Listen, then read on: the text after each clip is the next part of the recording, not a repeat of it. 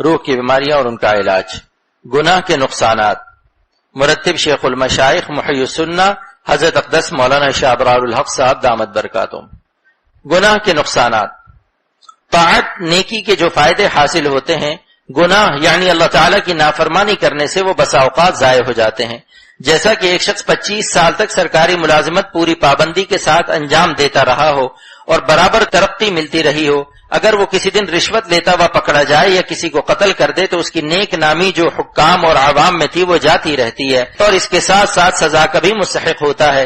اسی طرح اللہ تعالیٰ کی نافرمانی کا معاملہ سمجھ لینا چاہیے، مگر ایک بڑا فرق ہے کہ اللہ تعالیٰ کی ذات رحیم و رحمان ہے، اس لیے کیسا ہی بڑا گناہ ہو توبہ کرنے سے اسے معاف کر دیتے ہیں۔ ہر گناہ کی توبہ کا طریقہ الگ الگ ہے۔ حقوق الاسلام دیکھیے، گناہ کے نقصانات تفصیلی دیکھنے ہوں تو جزاء الاعمال دیکھیے، یہاں مجملاً بعض نقصانات کو بیان کیا جاتا ہے کتاب حیات المسلمین سے، جو حضرت اقدس حکیم الامت مولانا شاہ محمد اشرف علی تھانوی نور اللہ مرقدہ کی تصنیف کی ہوئی ہے۔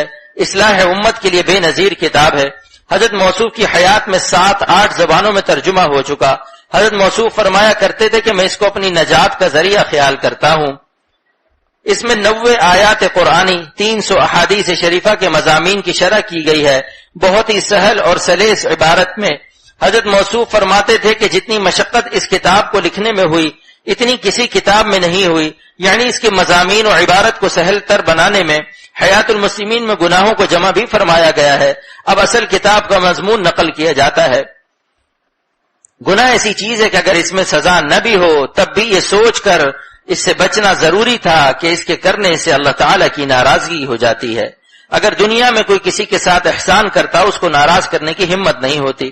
اللہ تعالیٰ کے احسانات تو بندے کے ساتھ بے شمار ہیں، اس کے ناراض کرنے کی کیسے ہمت ہوتی؟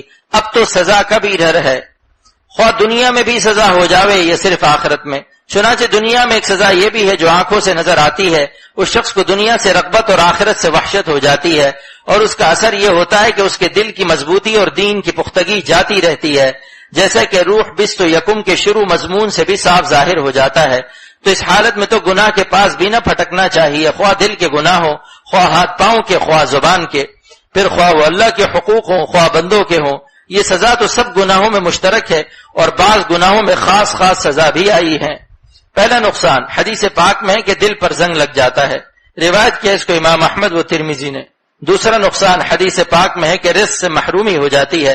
جزاء الاعمال، ظاہر میں محرومی ہو جانا تو کبھی ہوتا ہے، اور رزق کی برکت سے محرومی ہو جانا ہمیشہ ہوتا ہے۔